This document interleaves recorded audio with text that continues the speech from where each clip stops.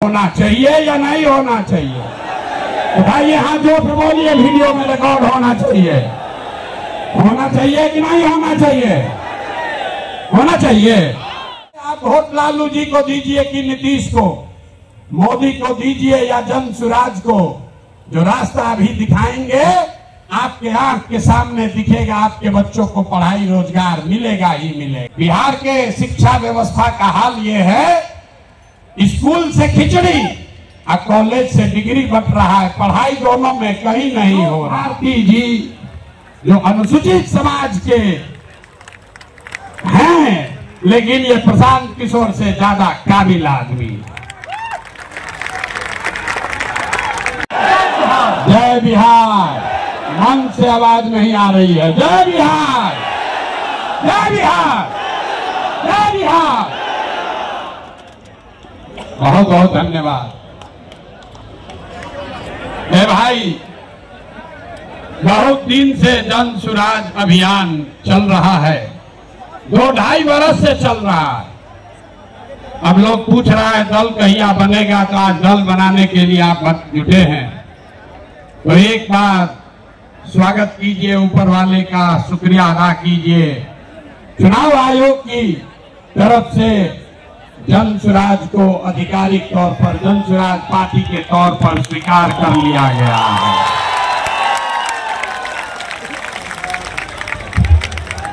नाम ठीक है? चुनाव आयोग के कहने से नहीं होगा। चुनाव आयोग, अगर आप नहीं मानेंगे तो फिर से चुनाव आयोग में प्रयास किया जाएगा। जन सुराज पार्टी नाम ठीक है? ठीक है भाई, सबने अप्रूव कर दिया ना? कहा कि हाथ बिना उठाए कीजिएगा तो होगा। हाथ उठाकर बोलिए, कर दिया अप्रूव। दल का नाम क्या है? दल का नाम क्या है? अब आपका परिचय भी कराना है। आज बहुत लोग बैठेगा, अपने आप को जो राजनीति का विशेषज्ञ बताता है। बोले हमारे पत्रकार बंधु लोग बैठे हैं, ये पूछेगा कि अगड़े आए थे कि पिछड़े आए थे, दलित आए थे, हिंदू आए थे कि मुसलमान आए थे। जन सुराज के इस स्थापना दिवस में कौन आया था?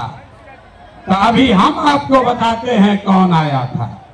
यहां बैठे हुए लोग, यहां आप जितने लोग आए हैं, यहां अगड़े भी आए हैं, यहां पिछड़े भी आए हैं, यहां दलित समाज के लोग भी आए हैं, यहां हिंदू भी आया है, यहां मुसलमान भी आया है। यहां बिहार का वो शख्स आया है जिसने ये तय किया है कि जिस राज्य को ज्यादातर दल और नेताओं ने न सुधर पाने वाला राज्य मानकर इसके हवाले छोड़ दिया है, उसको सुधारने का जिम्मा आप जैसे लोगों ने उठाया है। और ये नारा क्यों लगाते हैं? जय बिहार, जय जय बिहार का नारा क्यों लगता है? ये इसलिए लगता है कि आप ये वो समूह है जिसने तय किया है कि अपने जीवन काल में हम लोग ऐसा बिहार बनाएंगे कि देश दुनिया में कोई आदमी बिहार और बिहारी को गाली नहीं दे पाएगा। होना चाहिए ना भाई? आपका परिचय ठीक है ना? तो जन सुराजी कौन हुआ? जो चाहता है कि बिहार का पुराना गौरव, ये ज्ञान की भूमि, लोकतंत्र की जननी, आपके हमारे माँ बाप और पूर्वजों की इस जमीन को का जो गौरव वापस लाने के लिए संकल्पित लोग हैं, ये उनकी सभा है। लोग फिर पूछेगा इनका विचार क्या है? ये वामपंथी है कि दक्षिणपंथी है? यहां पर तो समाजवादी भी आए हैं, गांधीवादी भी आए हैं, बाबा साहब अम्बेडकर को मानने वाले लोग भी जुटे हैं, और भाजपाई भी संघ में जाने वाले लोग भी जुटे हैं। 5 टाइम नमाज पढ़ने वाले मुसलमान भी आए हैं, और शाखा चलाने वाले शख्स भी आए हैं। तो हम लोग की विचारधारा क्या हुई? जन स्वराज की विचारधारा जो महात्मा गांधी ने जो बात बताई, जो गुरुदेव रविंद्रनाथ टैगोर ने सिखाया, जो बाबा साहब अम्बेडकर ने बताया, जन स्वराजियों का विचारधारा हुई मानवता। मानवता से आगे बढ़कर कोई बात नहीं है। मानव मानव में, आदमी आदमी में जाति धर्म वर्ग के आधार पर भेदभाव नहीं होना चाहिए। ह्यूमन फर्स्ट, ये आपकी हुई विचारधारा। और आपका उद्देश्य क्या है? क्यों जुटे हैं हम लोग? इसलिए नहीं जुटे हैं, इसलिए नहीं जुटे हैं कि किसी को मुख्यमंत्री बनना है, किसी को एमएलए बनना है। वो तो कई बरस से आप बनाते रहे हैं। इस उद्देश्य से आप जुटे हैं कि अपने जीवन काल में एक ऐसा बिहार देखें जिस दिन हरियाणा, पंजाब, गुजरात, महाराष्ट्र से लोग बिहार में रोजी रोजगार करने आए, तब मानेंगे कि बिहार में विकास हुआ। होना चाहिए कि नहीं होना चाहिए? होना चाहिए तो हाथ उठाइए सब लोग, बताइए होना चाहिए कि नहीं होना चाहिए? होना चाहिए। होगा कैसे? रास्ता तो पते नहीं। जो आता है कह रहा दूसरे नेता को गाली दे रहा, कह रहा हम आएंगे तो इसको कर देंगे। हम आपको जन स्वराज में गांव गांव जाकर बता रहे हैं, ऐसा मंत्र सिखा रहे हैं कि वोट जिसको देना है दे दो, वोट जिसको देना है दे दो। लेकिन जो जन स्वराज का मंत्र सीख कर दोगे तो और कुछ हो या न हो, आपके बच्चों के लिए पढ़ाई रोजगार जरूर हो जाएगा। होना चाहिए ना? ऐसे सूत कर बैठिएगा तो बात नहीं करेंगे, गला फंसा हुआ है। होना चाहिए कि नहीं होना चाहिए? और कुछ हो या नहीं, पढ़ाई रोजगार होना चाहिए कि नहीं होना चाहिए? कैसे होगा ये प्रश्न है। लोग पूछ रहा है जन स्वराज कैसे करेगा? कांग्रेस से नहीं हुआ, लालू जी से नहीं हुआ, नीतीश से नहीं हुआ, मोदी जी से नहीं हुआ, तो प्रशांत किशोर कैसे कर देगा? हम आपको बता रहे हैं कैसे होगा। अभी 2 मिनट में सबको दिखाएं कैसे होगा। सीखना है ना भाई? सीखे तो आप लोग गांव गांव में हैं, लेकिन एक बार उसको हम लोग रिवाइज करेंगे। अभी सब लोग, अभी इतना मीडिया वाला लोग लगाया है, सबके सामने जन स्वराज का सूत्र देखिए कि कैसे आप वोट चाहे किसी को दीजिए, आपके बच्चों के लिए पढ़ाई रोजगार होगा। तो जो इस सवाल रास्ते को फिर से सीखना समझना चाहता है, उसको 3 सवाल का जवाब देना है। जितने लोग आप यहाँ बैठे हैं, खड़े हैं, इधर भी और इधर भी, सबको हाथ उठाकर बताना है बिहार में और कुछ हो या न हो, आपके हमारे सबके बच्चों के लिए अच्छी शिक्षा और रोजगार होना चाहिए या नहीं होना चाहिए? उठाइए हाथ, जोर से बोलिए, वीडियो में रिकॉर्ड होना चाहिए। होना चाहिए कि नहीं होना चाहिए? होना चाहिए। अरे भाई आप तो सब लोग इतना समझदार है, नहीं हुआ कैसे नहीं? अब जितने लोग आप यहाँ आए हैं, सब आदमी एक बार जरा अपने अपने बच्चों का चेहरा याद कर लीजिए, अपने अपने बच्चों का चेहरा याद कर लीजिए और जरा सोचकर बताइए कि आपने अपने जीवन में, किसने अपने जीवन में अपने बच्चों के पढ़ाई और रोजगार के लिए एक बार भी वोट दिया है? देखिए पूरा सन्नाटा, देखिए सन्नाटा। यहां सब लोग चाहते हैं कि पढ़ाई या रोजगार होना चाहिए, लेकिन पढ़ाई या रोजगार आज तक मिला नहीं। और उसके में क्यों नहीं मिला? क्योंकि आपने उसके लिए वोट नहीं दिया। अब कोई खड़ा होकर कहेगा, आप में से कई लोग बहुत विद्वान हैं, वो कहेगा ये भैया बिहार में तो सब नेता धूर्त है, बदमाश है, सबको ठगा है। इसका क्या गारंटी है कि अगर हम लोग पढ़ाई रोजगार के लिए वोट देंगे तो ये हम लोग को मिल जाएगा? हम अभी 2 मिनट में आपको दिखाएंगे आपके आंख के सामने कि चाहे आप वोट लालू जी को दीजिए कि नीतीश को, मोदी को दीजिए या जन सुराज को, जो रास्ता अभी दिखाएंगे आपके आंख के सामने दिखेगा। आपके बच्चों को पढ़ाई रोजगार मिलेगा ही मिलेगा। सब लोग जरा सोच के बताइए, सही बात बोलेंगे तो हाँ बोलिएगा जोर से, गलत बोलेंगे तो ना बोलिएगा। पूरे बिहार में आपके गांव पंचायत में भी बहुत सारे लोगों ने 5 किलो अनाज के लालच में मोदी जी को, भाजपा को वोट दिया है। तो बिहार में चाहे जितना चोरी भ्रष्टाचार है, 1 किलो चोरी करके 4 किलो अनाज लोगों को मिल रहा है कि नहीं मिल रहा है? जोर से बोलो भैया, मिल रहा है कि नहीं मिल रहा है? जोर से बोलिए, ना बोलिएगा छोड़ देंगे यहीं पर। 4 किलो अनाज मिल रहा है कि नहीं मिल रहा है? आपने, हमने वोट दिया हिंदू मुसलमान बन के। चुनाव से पहले लोगों ने कहा हमारा दशा कुछ भी हो, हमारे गांव का दशा कुछ भी हो, पहले अयोध्या में राम जी का मंदिर बनना चाहिए। तो आपके गांव में, बिहार के गांव में, शहर में नाली गली नहीं बना, स्कूल अस्पताल नहीं हुआ, फैक्ट्री नहीं लगी, लेकिन अयोध्या में राम जी का मंदिर बना है कि नहीं बना है? इधर जो बैठे इनसे भी पूछ रहे हैं, हाथ बैठा गिराए में, बना है कि नहीं बना है? अरे राम जी का मंदिर बना कि नहीं बना? आपने, हमने वोट दिया, कई लोगों ने लालू जी को। लोगों ने कहा कि कुछ भी हो, लालू जी के राज में पिछड़ों को, गरीबों को, वंचितों को आवाज और सम्मान मिला। तो लालू जी के राज में सड़क, बिजली, पानी नहीं मिला, बच्चों को पढ़ाई रोजगार नहीं हुआ। लेकिन जो लोग भी बिहार को जानते हैं उसको ये मानने में गुरेज नहीं है कि लालू जी के राज में गरीब और पिछड़ों को आवाज और सम्मान मिला कि नहीं मिला? हाथ उठाकर बताइए, मिला कि नहीं मिला?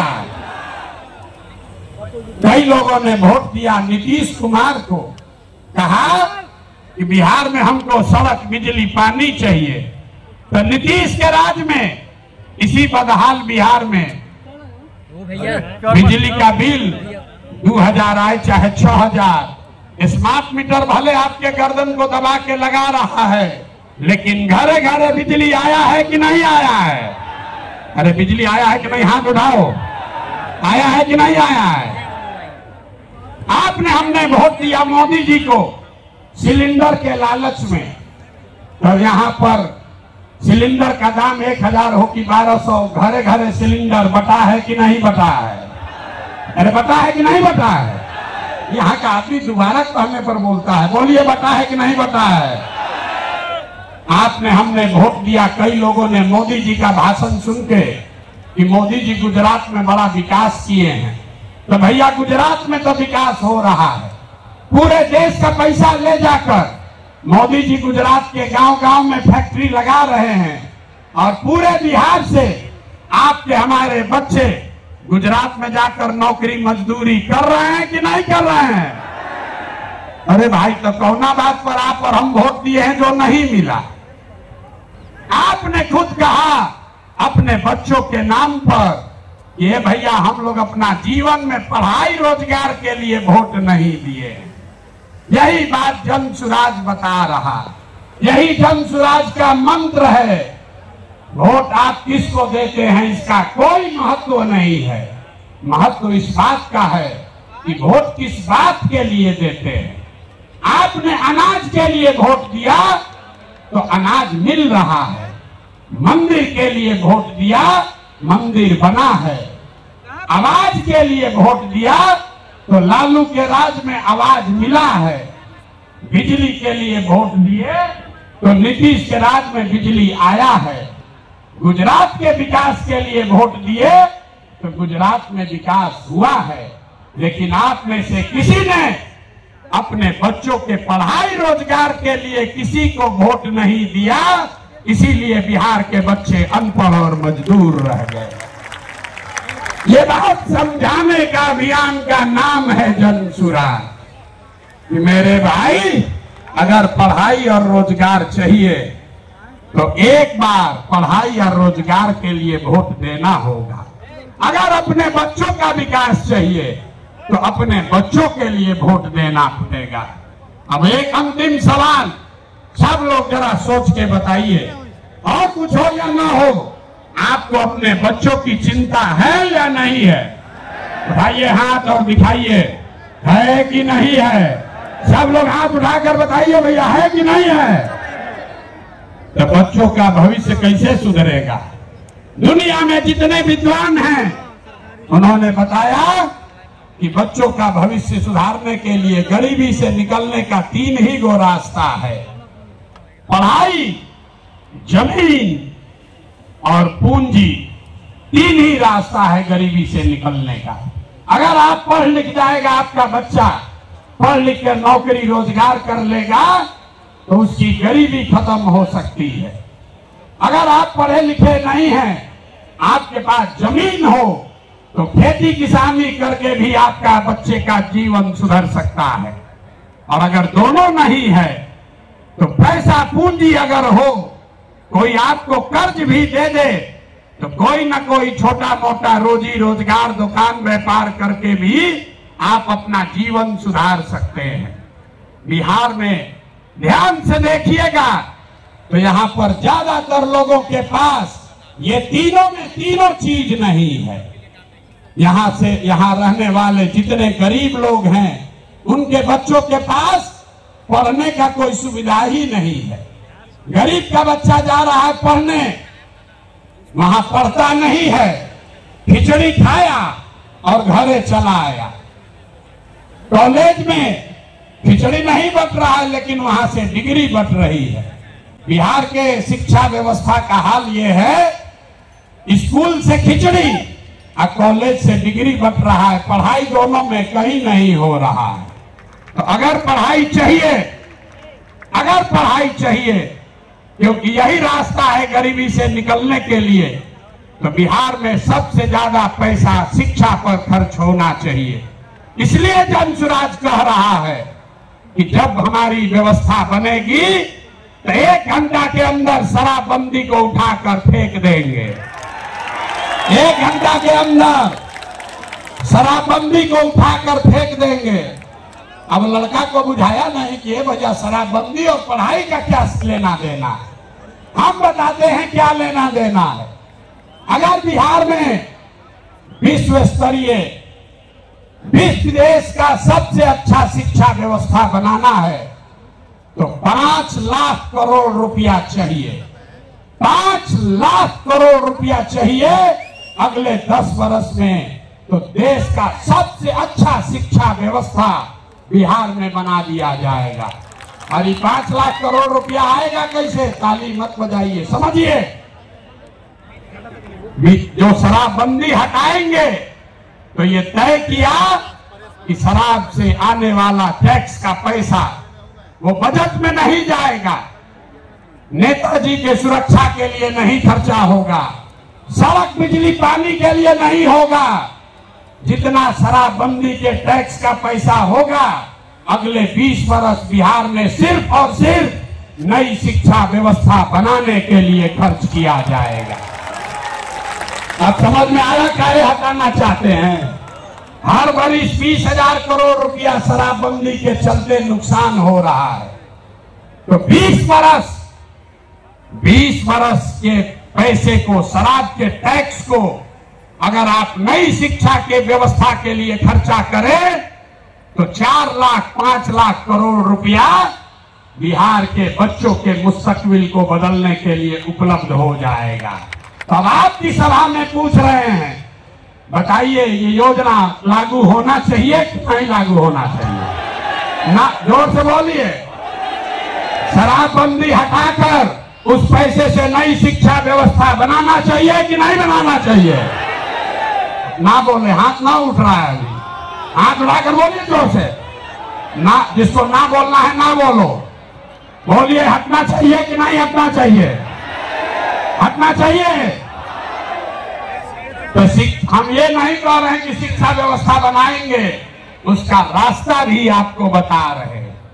5 लाख करोड़ रुपया जुटाएंगे इसी बिहार से और ऐसी शिक्षा व्यवस्था बनाएंगे कि पूरे देश से लोग जैसे नालंदा विक्रमशिला में पढ़ने आते थे वैसे यहीं पर पढ़ने आएंगे।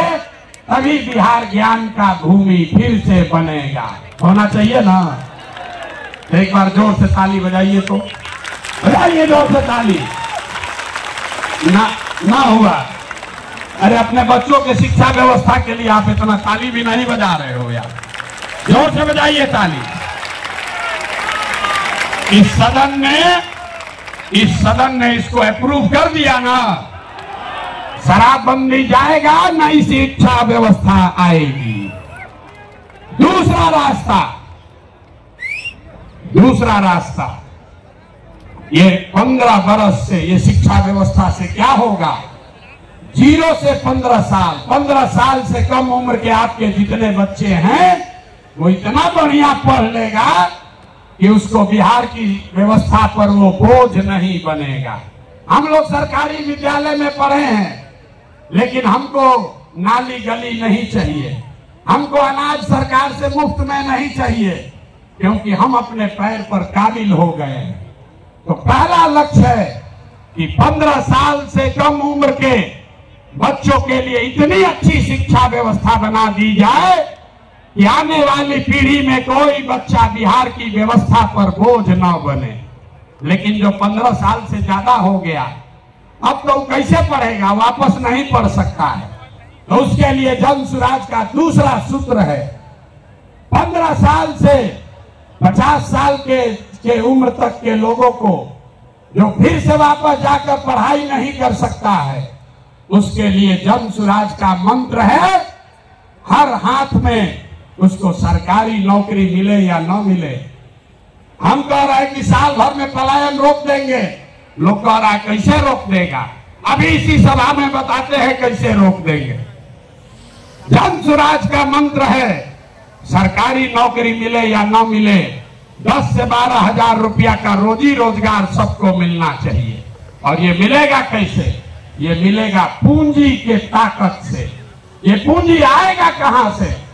हम मन से कह रहे हैं हमको विशेष राज्य का दर्जा नहीं चाहिए, हम लोग भिखारी नहीं हैं। हम आपको बताते हैं रास्ता, हमको नहीं चाहिए दिल्ली की मेहरबानी। बिहार के लोगों में, आपके बाजुओं में, हम लोग के दिमाग में सरस्वती की इतनी कृपा है कि हम लोग अपना रास्ता खुद बनाएंगे। वो लोग हमको क्या देगा? बिहार से हम लोग उनकी मदद करेंगे। तो रास्ता आपको बताते हैं। पिछले साल बिहार में हमने बिहार की जनता ने बिहार के बैंकों में पैसा जमा किया, 4,61,000 करोड़ रुपया। हमने मिलकर कितना पैसा जमा किया? 4,61,000 करोड़। और बैंकों ने हमको ऋण कितना दिया, लोन कितना दिया? 1,61,000 करोड़। बाकी 3 लाख करोड़ रुपया कहां गया? ये कोई चर्चा नहीं कर रहा। हम आपको बताते हैं कहां गया। बैंकों ने ये पैसा, आपका हमारा गरीब बिहार का पैसा यहां से उठाकर गुजरात में, तमिलनाडु में, कर्नाटक में, आंध्र प्रदेश में भेज दिया। रिजर्व बैंक का आंकड़ा है, वो कहता है कि बिहार में अगर 100 रुपया लोग जमा करते हैं बैंक में, तो बैंक वाला 40 रुपया वापस लोन देता है। और गुजरात में अगर गुजराती 100 रुपया बैंक में जमा करता है तो उसको 90 रुपया वापस लोन मिलता है। तो अगर बिहार में बैंकों में जो पैसा हम लोग जमा कर रहे हैं लोन के तौर पर, 70% पैसा भी अगर वापस मिलने लगे, जो देश का विधान है, बैंकों को 70% पैसा वापस देना ही देना है, ताकि आप मोटरसाइकिल खरीद सकें, घर बना सके, बिजनेस कर सके, खेती कर सके। लेकिन बिहार में बैंक दे रहा है 40 पैसा। तो इसलिए ये तय किया गया कि बैंकों को ये मजबूर करेंगे कि तुम बिहार का पैसा ले जाकर गुजरात और तमिलनाडु में नहीं दे सकते हो। इसका फायदा क्या होगा? हर साल 2.5 लाख करोड़ रुपया, ध्यान रखिए, हर साल 2.5 लाख करोड़ रुपया बिहार के युवाओं को, यहाँ के किसानों को, यहाँ के महिलाओं को रोजी रोजगार करने के लिए लोन के तौर पर 4% सालाना ब्याज पर दिया जाएगा, ताकि हर आदमी अपने अपने घर में रोजी रोजगार कर सके। अब आप बताइए कि ये होना चाहिए कि नहीं होना चाहिए? हाथ उठाकर जोर से बताइए, इतने जोर से बोलिएगा, होना चाहिए कि नहीं होना चाहिए? हम लोग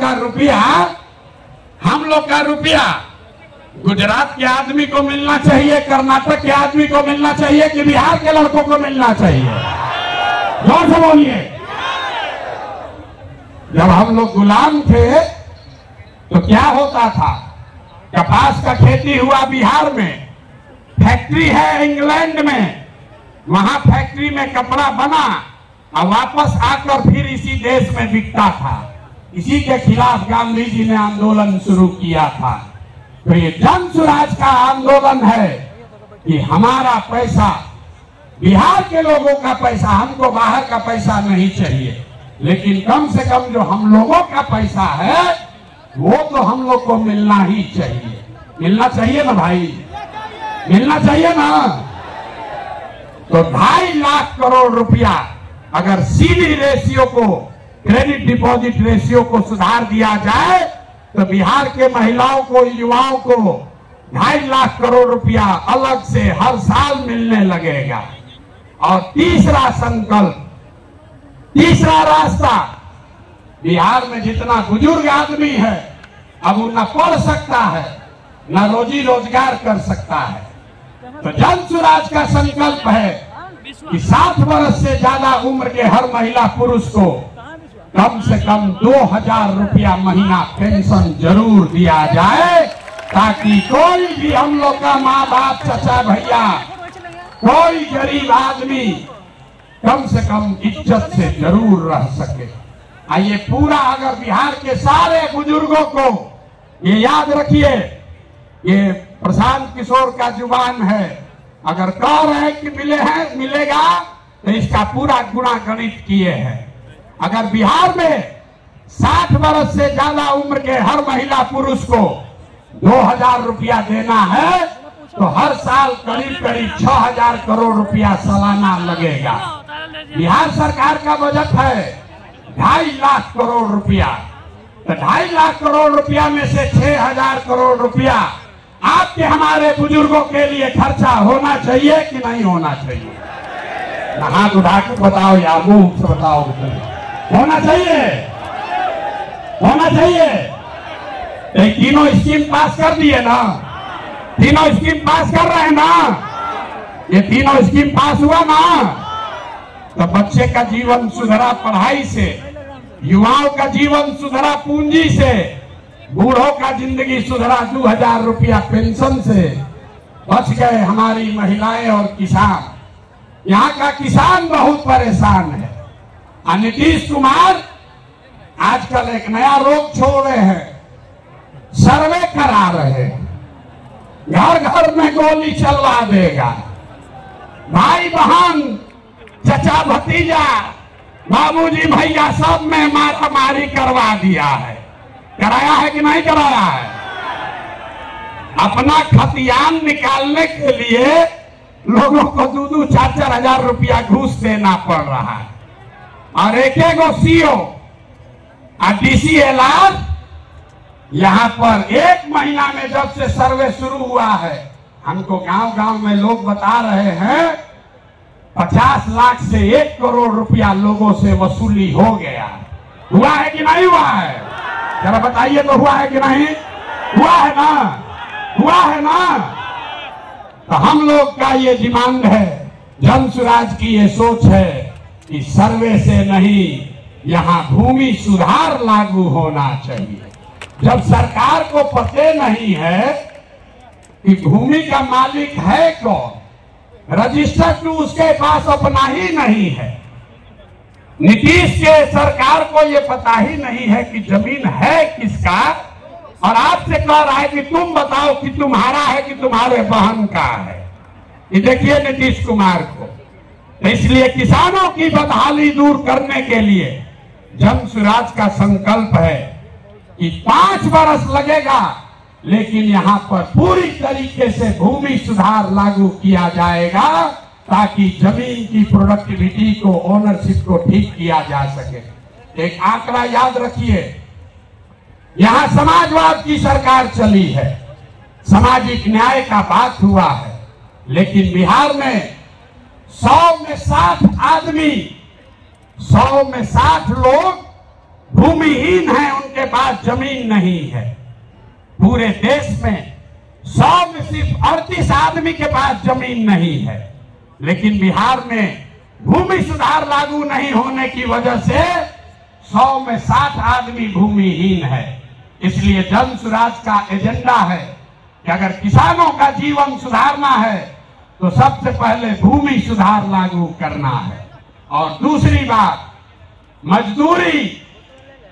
खेती को, बिहार का जो खेती है वो खाने वाला खेती है, इसको कमाने वाला खेती अगर बनाना है तो लोगों को मदद देनी पड़ेगी। गांव देहात में हम लोग क्या कहते हैं, लोग कहता है कि भैया कटिया करने आए हैं, कमाने के लिए लुधियाना जाएंगे, रोपनी करने आए हैं, कमाने के लिए गुजरात जाएंगे। आदमी खेती करने आया है, कहता है कि हम खाने के व्यवस्था करने आए हैं, कमाने के लिए बाहर जाएंगे। तो इस व्यवस्था को बदलने के लिए जन स्वराज का मंत्र है कि खाने वाली खेती नहीं, कमाने वाला खेती होना चाहिए। और जितने लोग खाने वाला खेती, धान गेहूं को छोड़कर बढ़िया सब्जी मसाला का खेती में जाएंगे, उसके लिए मजदूरी मुफ्त कर दिया जाएगा। अब आदमी कहेगा ये भैया पैसा कैसे आएगा, तो जैसे पढ़ाई का आपको पैसा का रास्ता बताए, युवाओं को रोजगार का पैसा का रास्ता बताए, बुजुर्गों के पेंशन का पैसा का रास्ता बताया, तो वैसे ही आपको बता रहे हैं कि किसानों के लिए मजदूर मुफ्त कैसे मिलेगा। बिहार सरकार को हर साल अगर हम चाहें तो 10,000 करोड़ रुपया हम लोग को मनरेगा के तहत मिल सकता है। तो अगर मनरेगा के मजदूर को खेती से जोड़ दिया जाए, किसानों को खेती करने के लिए मनरेगा का मजदूर दे दिया जाए, तो बिना 1 रुपया एक्स्ट्रा खर्चा के हर वो किसान जो अपना खेती बेहतर करना चाहता है उसको मजदूर मुफ्त में मिलेगा और उसके लिए 1 रुपया खर्चा नहीं होगा। नुकसान किसका होगा? जब मनरेगा में 40% पैसा लोग कमा रहे हैं, उनका बड़ा भारी नुकसान होने वाला, क्योंकि मनरेगा का मजदूर अगर सीधे किसान को मिल जाए तो किसान अपने मजदूर से काम भी कराएगा और उसकी आमदनी भी बढ़ेगी। अब एक अंतिम महिला बच गई। महिलाओं का अगर जीवन सुधारना है, सब महिला हमको गांव-गांव में कही है भैया हमको रोजी रोजगार करने के लिए कुछ साधन दीजिए। तो हम लोगों ने तय किया कि बैंकों को ये कहा जाएगा कि जो भी महिला लोन लेना चाहती है रोजी रोजगार के लिए, उसको 4% सालाना पर 4%। अभी जो जीविका वाला चल रहा है इसमें 2-2.5% महीना का लगता है, सालाना 30% ब्याज। और हम लोग कह रहे हैं कि सिर्फ 4% सालाना पर हर वो महिला जो कोई न कोई रोजी रोजगार करना चाहती है उसको सरकारी गारंटी पर लोन दिया जाएगा और बाकी का 6% सरकार देगी। होना चाहिए ना भाई? तो एक बार जरा हाथ उठाकर बताइए, ये 5 एजेंडा पास कर रहे हैं आप? ये 5 एजेंडा पास कर रहे हैं ना? इसको आगे बढ़ाया जाए ना। ये 5 से भला होगा ना बिहार का? तो ये सब हो जाएगा तब न होगा जब सरकार बनेगा। सरकारें नहीं बनेगा तो खाली भाषण होगा। तो सरकार बनाने के लिए लोग कहे ये भैया पैदले चलते रहिएगा, पटिया न बनवाइए। तो पार्टी बन गया, पार्टी बन गई, लेकिन हमने आपसे वादा किया था कि हम इसके नेता नहीं बनेंगे। नेता तो कोई बिहार का लड़का ही बनेगा, कोई बिहार का बच्चा बनेगा। लोगों ने कहा कि आपके जितना तो कोई काबिल आदमी बिहार में मिलेगा नहीं। हम आपको अभी दिखाते हैं, आपके मंच के सामने यही खड़ा करेंगे कि अब दल बना है और दल का नेतृत्व जिस व्यक्ति को दे रहे हैं, दल का नेतृत्व जिसको दे रहे हैं, कार्यवाहक अध्यक्ष जिसको नियुक्त किया जा रहा है, देखिए कैसे सब एकदम ध्यान से सुनने को खड़ा है। अपना बच्चा का बात हुआ तो सो रहा था, आज जैसे बोले कि दल का अध्यक्ष घोषित कर रहे हैं तो देखिए कैसे सजग हो गया।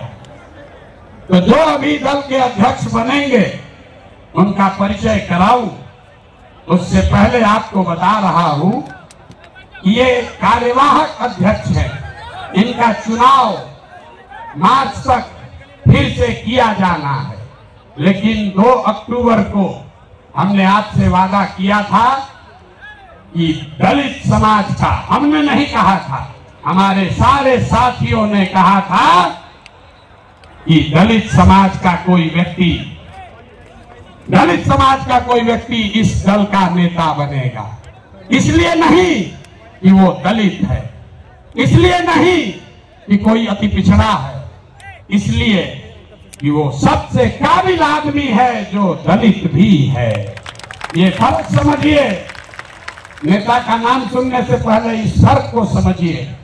जब हमने कहा कि जिसकी जितनी संख्या है उसको उतनी भागीदारी दी जाएगी, तो लोगों ने कहा ये भी तो वही जात पात बतिया रहे हैं।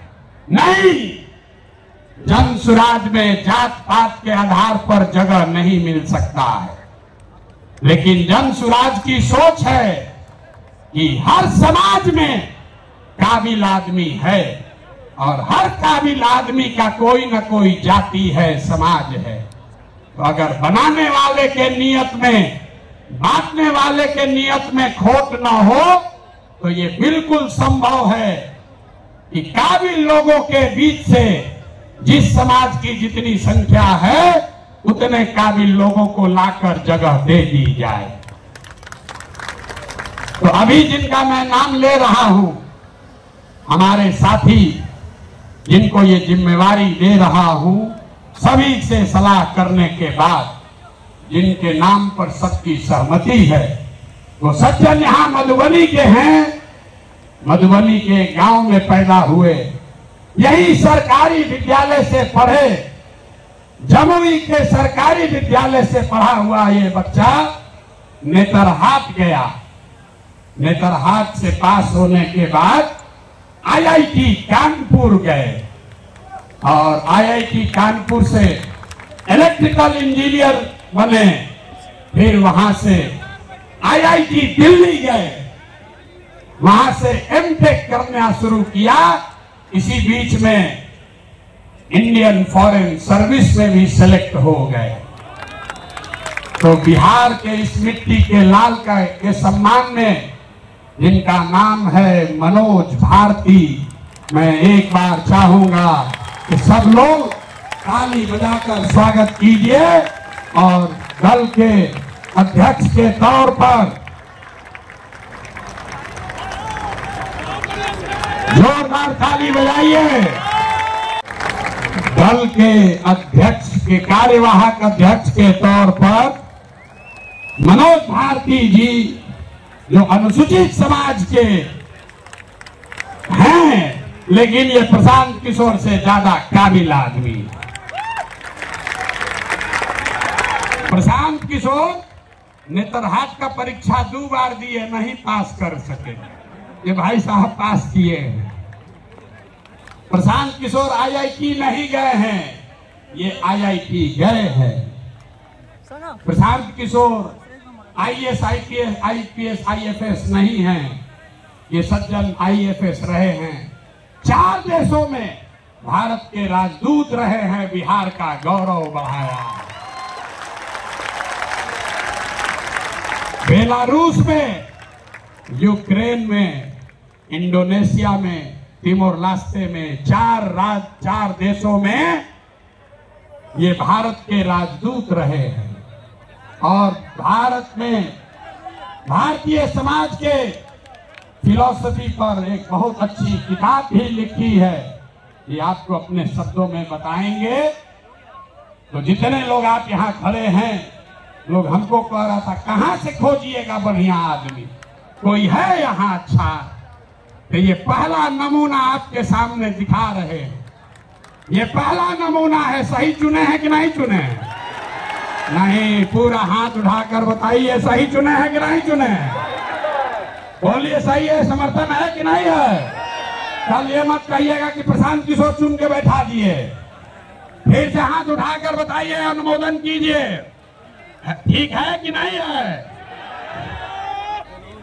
ये इसलिए नहीं है, ये दलित समाज के हैं, ये काबिल हैं जो दलित समाज के भी हैं। यही जन सुराज का रास्ता है। और हर समाज से ऐसे ही लोगों को, जरूरी नहीं है कि अब कुछ लोग सोच रहा होगा ये भैया सब अधिकारी हो, होशियार थोड़े है ना। इस मंच पर बैठे हुए बड़े काबिल लोग हैं। अभी आप मिले गिरी जी से, गिरी जी, वाईबी गिरी, यहाँ के सबसे बड़े कानूनविदों में उनकी गिनती होती है। वो इसलिए नहीं यहाँ हैं कि वो गिरी हैं, वो इसलिए यहाँ हैं जो यहाँ के सबसे विद्वान काबिल वकील हैं, जो गिरी समाज के भी हैं। आपने अभी केसी सिन्हा का नाम सुना। केसी सिन्हा इसलिए नहीं है कि वो सिन्हा है कि सिंह है, वो इसलिए है कि किसी जाति का बच्चा जब गणित पढ़ना चाहता है तो वो केसी सिन्हा का किताब पढ़ता है। कि जन सुराज का रास्ता ठीक है कि नहीं है? है ना ठीक? जोश बोलिए, है कि नहीं है? जब आपका एमएलए का कैंडिडेट घोषित करेंगे तो उसमें भी आपको ये झलक दिखेगी। जब इसका लीडरशिप काउंसिल घोषित होगा तो हमने आपको जुबान दिया है, इसी समाज को मत के ऐसे ऐसे हीरा को निकालेंगे जो आपको खुद नहीं पता है कि हमारे समाज में ये भी आदमी है। क्योंकि जीतने से बिहार नहीं बदलेगा। बिहार तब बदलेगा जब बिहार को सही लोगों के साथ जीता जाए, तब न बदलेगा। तब एक बार मैं चाहूंगा कि मनोज भारती जी आपसे अपने शब्द कहें। कल लीडरशिप काउंसिल की बैठक है, उसमें घोषणा भी होगी अन्य सदस्यों की, जो आपको समाचार पत्रों के माध्यम से जानकारी होगी। लेकिन आज अध्यक्ष के तौर पर मैं आमंत्रित करूंगा कि भारती जी आपसे दो शब्द मुखातिब हों। और इसके बाद अभी भागना नहीं है। जन सुराज के संविधान की जो 5 बड़ी बातें हैं, जो आपसे जिसका सीधा सरोकार है, उसकी भी घोषणा अभी की जाएगी। तो 5 मिनट इनकी बात सुनिए और उसके बाद हम लोग इस पर वापस आते हैं।